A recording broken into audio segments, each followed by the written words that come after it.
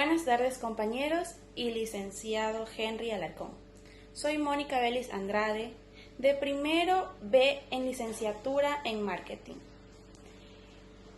El motivo por el que emitimos este video es para darles a conocer sobre la comunicación en público y sus estrategias. Buenas tardes, licenciado y compañeros. El tema de que les voy a hablar es la comunicación en público. La comunicación en público es considerada como un arte práctico, una de las herramientas para mejorar la productividad dentro de una organización y medios de control social para algunos, ya que para otros es una de las bellas artes. La comunicación ha practicado diferentes estilos en los que hoy en día son indispensables para instituciones y países, porque nos permite la libertad de expresarnos y lograr metas e ideas.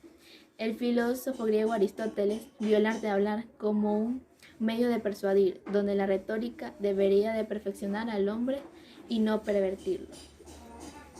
La comunicación ha tenido muchos cambios en las que ha tenido que capacitarse para poder manejar la tecnología y medios de comunicación, donde los implementos que se utilizaban como imágenes, diálogos a medios masivos, como el correo, la computadora, resultaban lógicos, que un discurso largo, pausado, resultaba aburrido y cansado.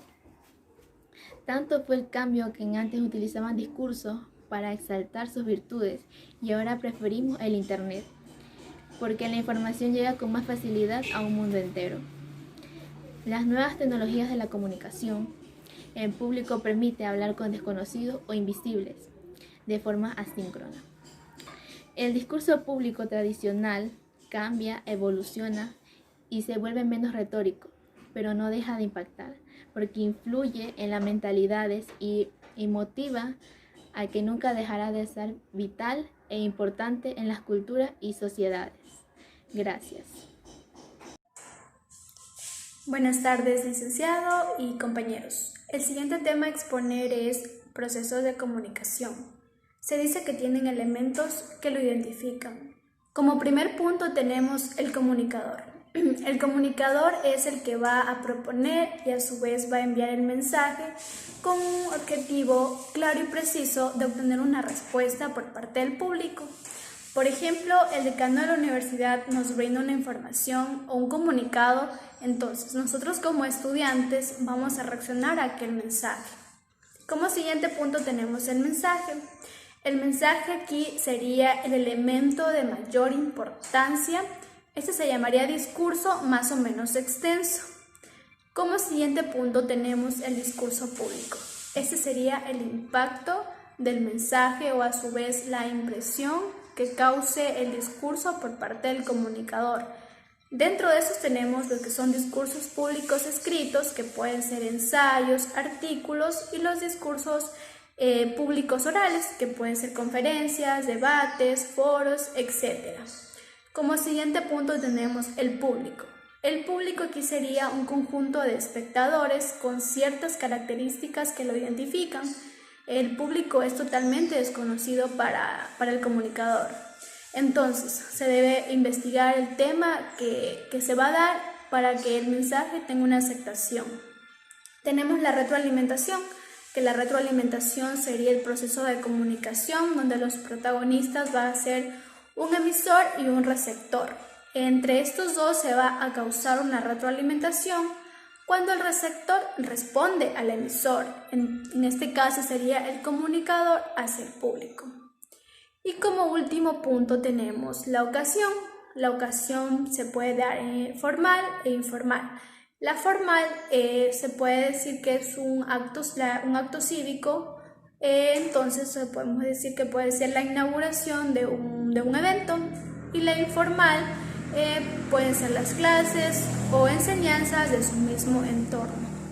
Y como último tema tengo la presentación del público. Estas se deben utilizar aspectos físicos e intelectuales para mejorar los procesos de comunicación que se van a aplicar. ¿Cómo se va a emplear esto? A través de su lenguaje, sus gestos, sus movimientos, su voz. Entonces, para así poder causar un efecto de aprobación o a su vez de rechazo. Gracias. de presentación. El comunicador puede presentar su discurso de varias formas, según su forma de ser, la ocasión o el contexto.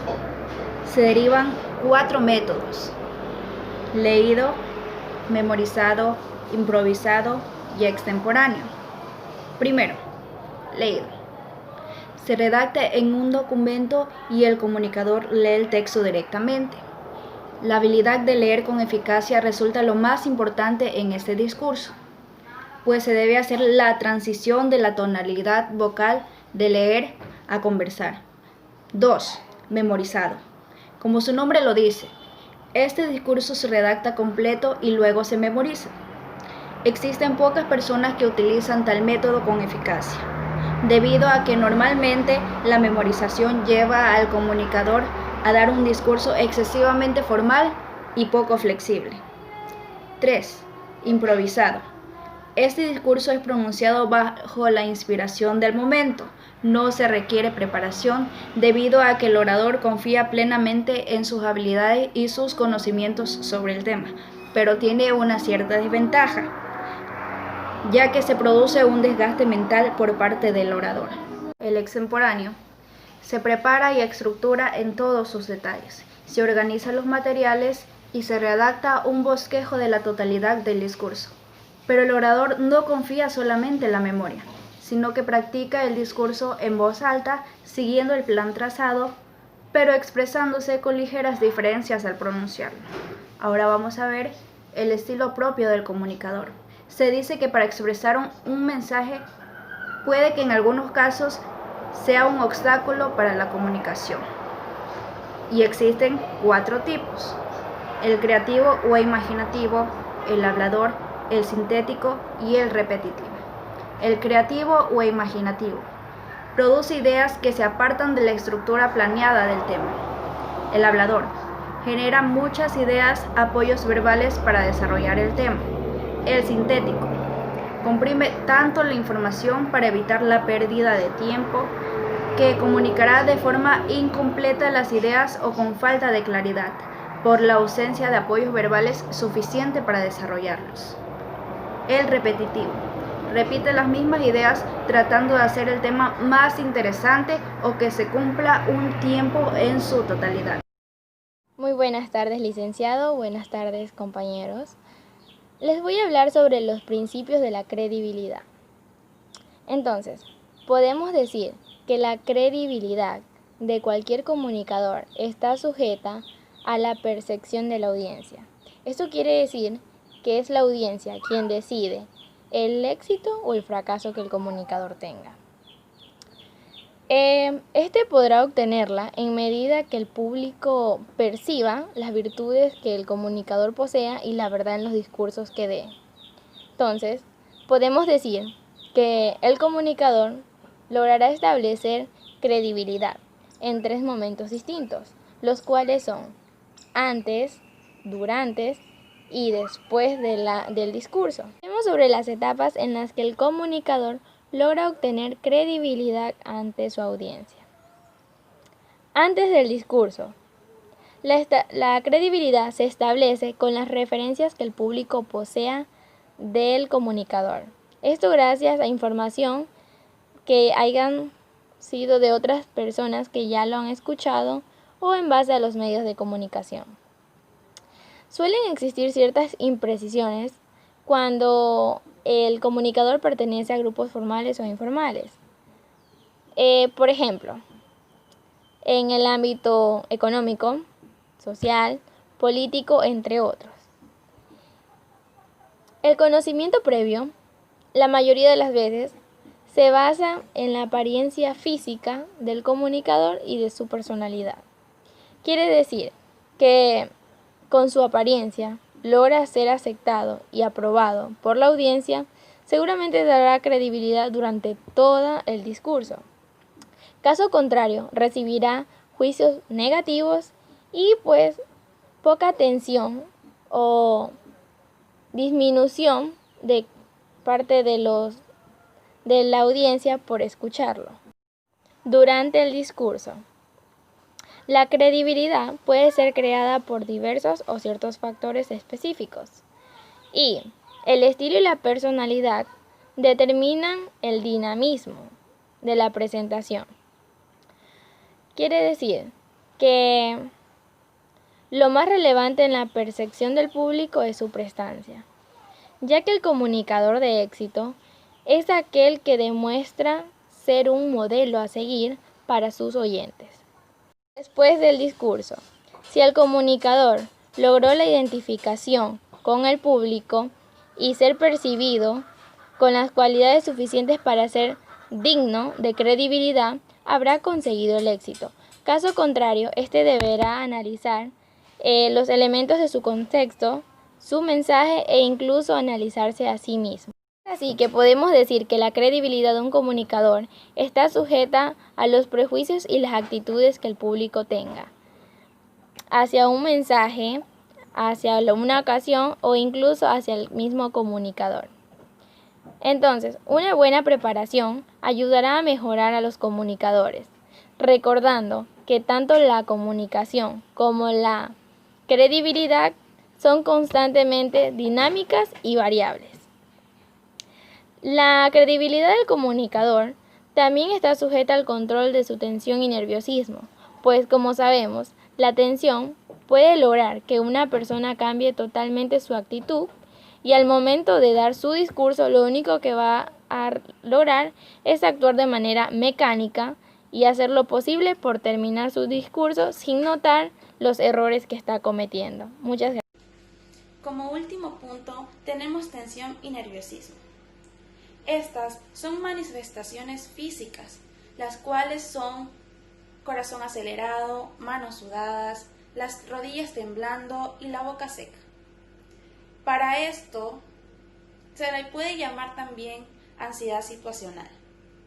Hay técnicas y recomendaciones para controlar este tipo de problemas, como es admitir que sentimos tensión, nerviosismo y ansiedad.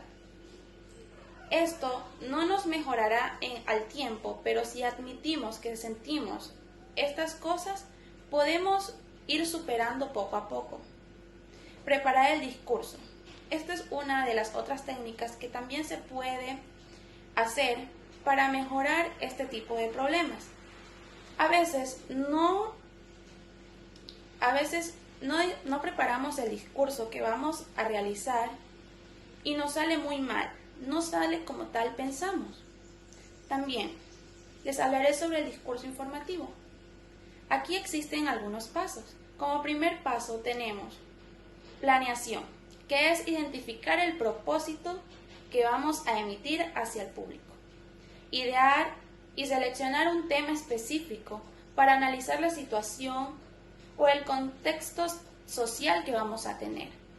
También debemos analizar los receptores, que son quienes van a escuchar o leer nuestro mensaje.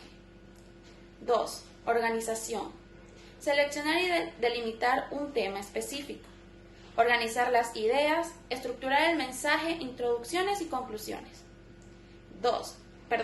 3. Elaboración. Generar materiales de apoyo verbales y visuales. Hoy en día la tecnología nos ha servido de mucho apoyo para poder emitir un discurso con ayuda, ya sea digital o en físico. Seleccionar, elaborar introducciones y conclusiones. También es parte del paso número 3. Presentación. Aquí debemos aplicar todos los pasos, las cuales nos ayudarán a emitir el discurso informativo de manera muy organizada. Gracias.